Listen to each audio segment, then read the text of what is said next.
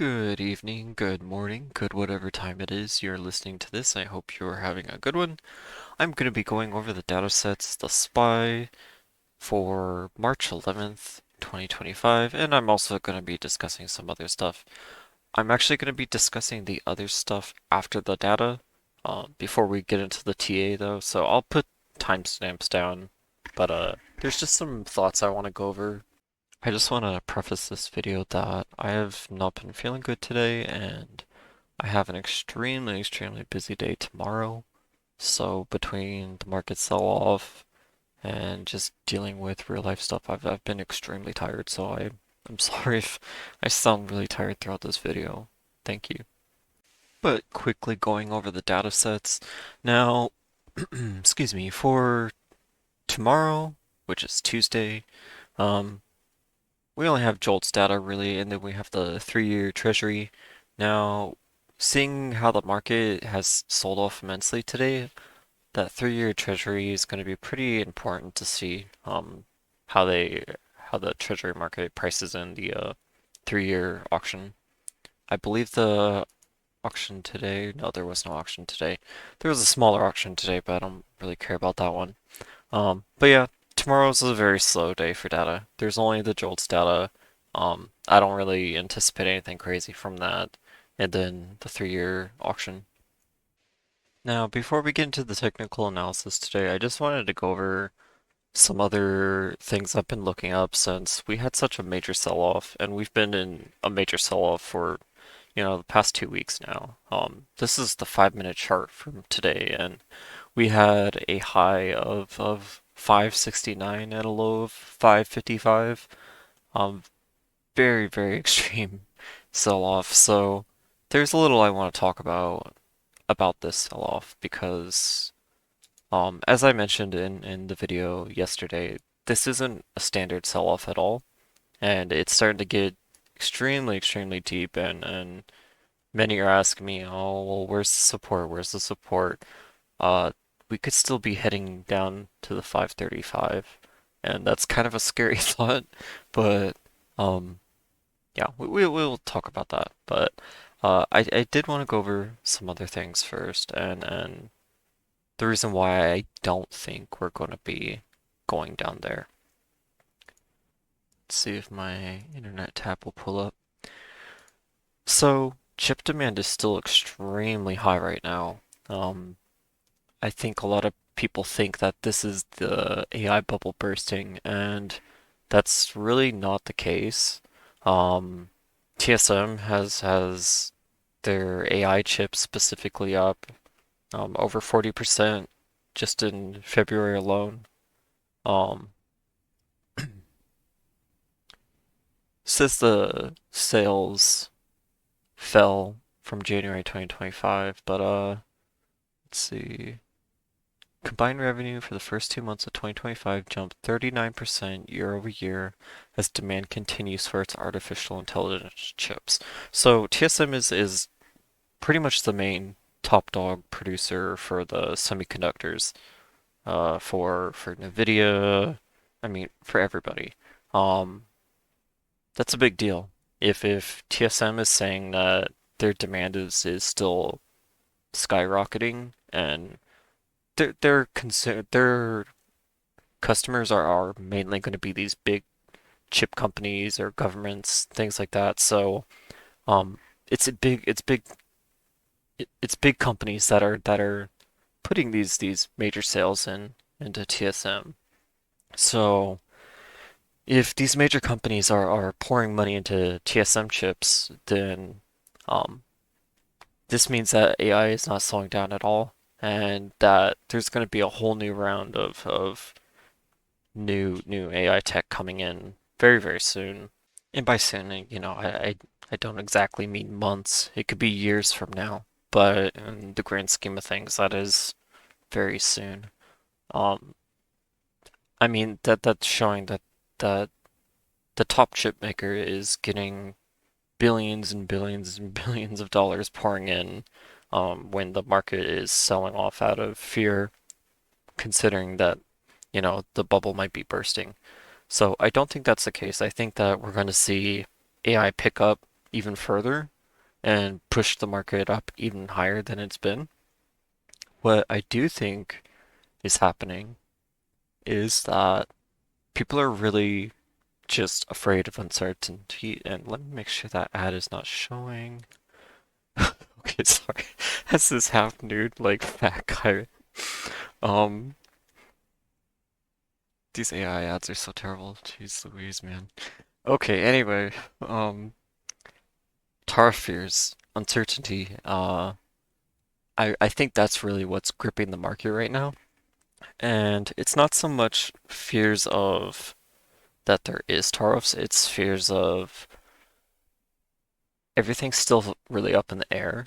So with President Trump speaking highly on or talking tough essentially, it's giving a lot of the market major concerns that these tariffs could grow into something exceedingly large and really impact the economy in ways that aren't really precedented right now. So I just think overall, people are following the downturn, and a lot of hedge funds and everything are really just driving the nail into that, and essentially all this selling started today out of Trump being on a. Okay, so it was because he was on a show on Fox News, Sunday Morning Features with Maria Bartiromo on yesterday. So he said, I hate to predict things like that. There's a period of transition because what we're doing is very big. So people are really just getting scared off by that message. And I think that's a little blown out of proportion because Trump doesn't really have a say in if we're in a recession or not. There's so much more to the economy than just President Trump. And I think a lot of people are missing that picture. And the people who aren't missing that picture is the bond market right now, because you could see that's really just holding its ground. It's if there was a real recession heading in our direction right now, and it can be. I'm not saying it's not. Many of you who have been following me have been hearing me even discuss the recession theory or thesis for, the whole greater half of 2024. So I'm not going to say that's not going to happen. But what's important is that the treasury market isn't rallying super hard off of this. We had the SPY down almost 3% today, and TLT was only up, I believe, 0.70%, something like that. Uh, it's not very huge. If there was a real recession taking place or getting ready to hit us, TLT would be jumping past the 120s. The treasury market is beyond and by far the smartest market. They know exactly how to price this stuff in, and they're not pricing this in yet. Now, I know the yields are inverted. I know there's still a lot of signals that again, like I said, I'm not saying a recession isn't coming to us, but in the immediate sense, uh, the treasury market would really be pricing this in a lot further than what you're seeing now. So I think this is just a lot of fear rather than people thinking calmly about the entirety of tech, what's really going on. I think this is just a lot of momentum. And when you think about just the grand scheme of many traders in general, many traders are future traders. And when there's a drawdown, they really have to follow the momentum. And I think a lot of that's really going on right now. And the reason why is like we can see that in the semiconductors. I mean, this is the daily chart. This thing just looks like a hammer right now. It's just getting destroyed. It went all the way from 70 down to now 17, and that's the leveraged semiconductor. Where's the actual just from 266 down to 196 right now. So that's a whole $70. SPY was at 613 all the way to 655. So what I wanted to really hammer in the point is that there's a ton of momentum in this sell-off, and there's nobody really buying. Um, the tariff news is really scaring people, and I think that that's sort of why we're not seeing any sort of support retests. Uh, I mean, they're not even really respecting these gaps anymore. Just a quick reminder before we get into the technical analysis. If you've been finding value in my insights, consider joining my Patreon. For just $12.99 a month, you'll get access to my trades, courses, and powerful tools to help you grow as a trader. I'd love to have you be a part of our team and community. And it's less than 43 cents a day. So if you'd like to join, click in the link in the description. Thanks. This is generally something you'd see support built upon, like this 575 gap. Generally, you'd see support built right here, pull upward, build liquidity, and then pull back downward to challenge the next gap, which is, at that 566, 565 range. Again, you'd expect that to be built upon, challenged, and then pulled down for the next gap, and they're just ignoring it. So that's what I'm saying. We could really be looking potentially at this 536 level. I mean, and if we do continue downward, then, there is that 507, but I don't think we're going to get to the 507, but we could. Just, you know, keep that in mind that this selling isn't stopping right now. Um, what I'm looking for at this point, and just looking over the daily moving averages, um, essentially what we can do to find support is just continue looking towards the 5 mile, and each session the 5 mile is going to continue downward as we continue having downward closes like this. I mean, we closed a whole $13 under the 5 mile. Currently, the 5 mile's at 573.83, and we closed at 560 58. So I mean, we're going to see the 5 mile pulling down significantly.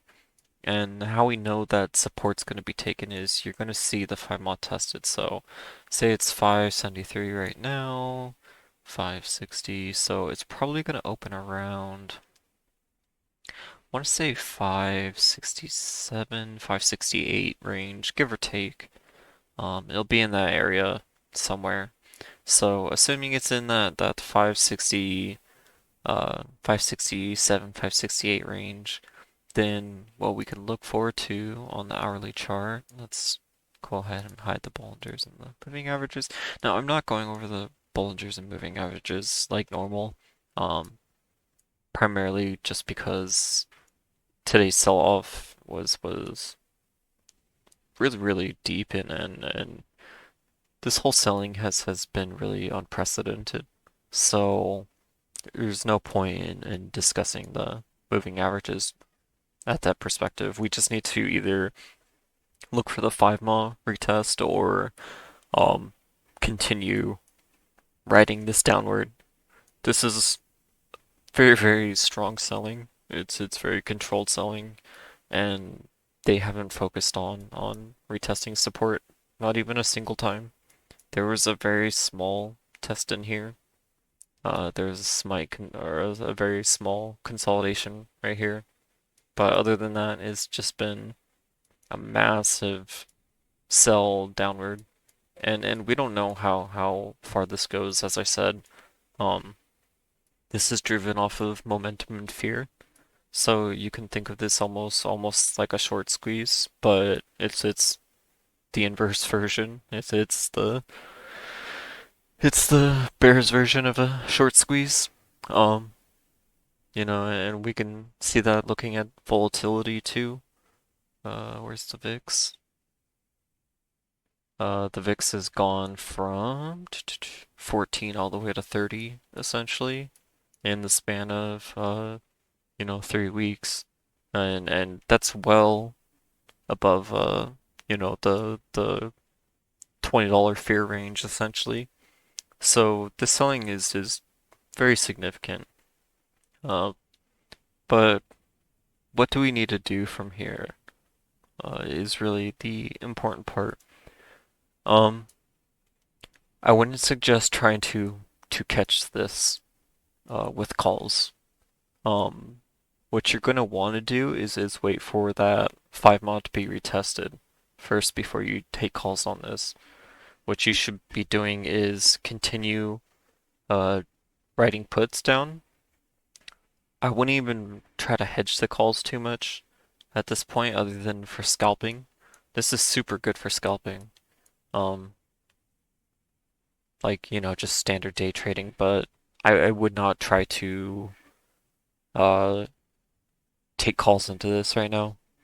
As you can see, this is just session after session after session of just gap down, gap down, gap down, massive move down, massive move down. Um, People aren't buying this yet. We need people to start buying this before we can really start even gauging where support's going to be. And we're not seeing buyers. This was the only period of time we saw buyers, and that was rejected downward. That turned into basically a head and shoulders downward. Um, so we just need to look for the support. So each day, we just need to continue looking for the 5 mile. The 5 mile, again, 573, it's very likely going to open around the 567, 568 range. So putting that into this on the hourly chart, that would put us roughly in this area. Hold on. So that'd put us roughly in this area right here. If we're going to start seeing support tested. So if we do see support retested in this area, then what we're going to want to start seeing is, some sort of bullish structure. And we can be seeing that, with potentially this inverse head and shoulders right here.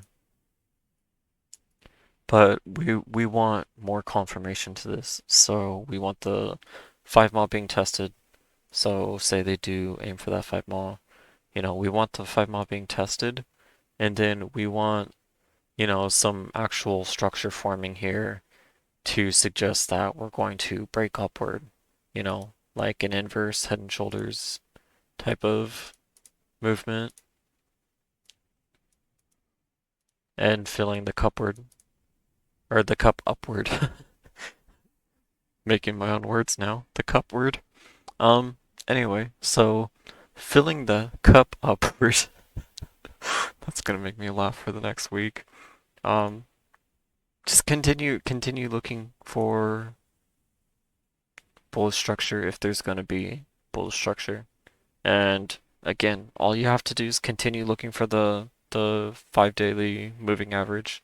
There's nothing too crazy about that. It's either it's going to get tested during this session, or it's going to continue rejecting downward. And if it continues to reject downward, then, we just continue writing it down. Now, the selling channel I originally had located in this area, I did expand it because we do have quite a lot of room downward.